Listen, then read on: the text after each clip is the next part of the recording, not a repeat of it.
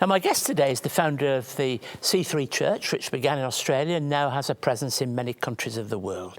In addition to overseeing the church, Phil Pringle also uses his art, and that's one of the things I'm going to talk to him about today. But Phil, it's great to have you. Great to be here, Keith. God bless you. And you. You're one of the church leaders that Carol and I met right back at the very beginning, right. 15 years ago, when we had a meal, if you remember, with Right, Brian. I do. Yes. Like me, you found your Christian call brought you from another place to Australia. Yes. Just tell us a little bit about that. Well, we were running a church in Littleton, Christchurch, which is a subject. Littleton's a suburb of Christchurch. And we felt the call to come to Sydney many years even before we were in that church. And in 1980, we finally, after a couple of attempts to get here, ended up landing in Sydney. And we came like when I was 27. And my wife was like 13, 26. You better say it the right way. Yes, exactly. No, and together we just rented a little surf life-saving club on Sunday nights in DY. And that's how we started, which is actually 40 years ago this Easter. And so for 40 years we've been here in Sydney and started with those 13 people, and then went to another hall, then another hall, and then we bought a property within about a year and found ourselves around about 400 people. And then in that building, which was a warehouse out in DY, we went to about 1,200 people. So then we went down to Brookvale in a big warehouse there, and then we went to the property that we're in now. And that's the Oxford Falls side. That's the Oxford Falls property, yeah. I want to talk to you about art, but I want to say, look, this is marvellous art behind here. And I persuaded you, and you didn't really need much persuading, to give us this wonderful picture of the Harbour Bridge. And I think if you're watching, and you want to make a bid on this, you get in touch with me, and I'm sure we can do something. And this is for the homeless, which is very important to us. Phil, what does art mean to you? Well, I, just as you said in the introduction, I think it is a way of expressing Christ and God to this generation and to any generation. And I think it has a very enduring effect. I mean, everybody can recognize the Sistine Chapel ceiling with Michelangelo's work and Da Vinci's work. And yet the opposition to art, there was a gentleman called Savonarola who was one of the priests of the day who thought that art should be taken out of the church and should be trampled on, and he held what was called the bonfires of the vanities.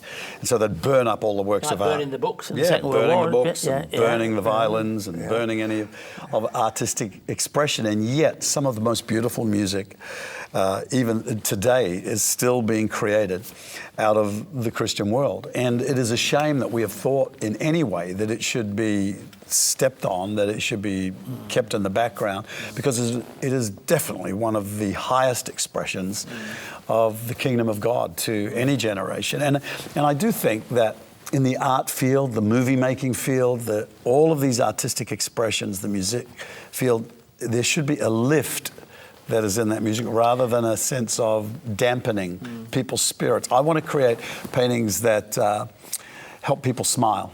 So you paint, you sculpt, you write. Have you got one expression there that's a favourite of yours? Well, depending which day of the week, I guess. No, but painting, I love painting when especially when I found a new subject or form to really grapple with. And some I really struggle with. Trying to paint the resurrection for me for a long time was very challenging. And I couldn't quite find the symbols or the right thing. So what do you use? When you do that, do you use colour, mood? Yes, well, that's the resurrection basically is a big.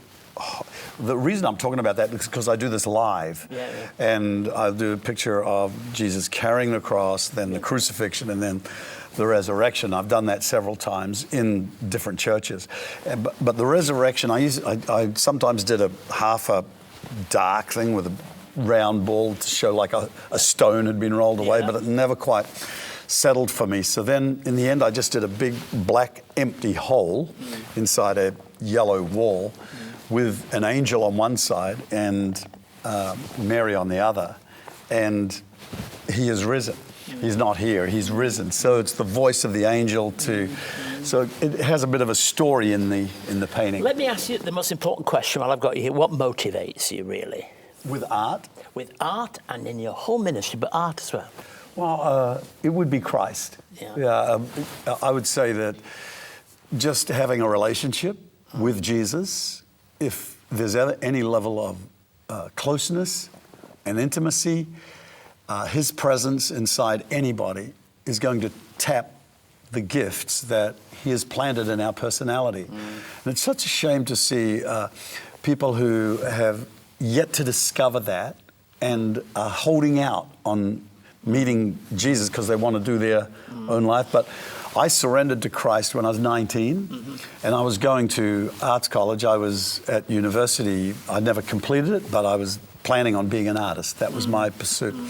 But when I met Jesus, I knew he was calling me to be a preacher, to be a communicator of the gospel. And so I stopped painting. I just laid it down. Phil, thanks for sharing something of that story with us. We could have a whole hour talking, as we will outside of here. But thank you very much for sharing with us. Certainly thank you for this picture, which loads of people are going to bid on. I'm sure they are. But I want to thank you and ask God to bless your work in your church, which is so well known around the world. God bless you. Thank you.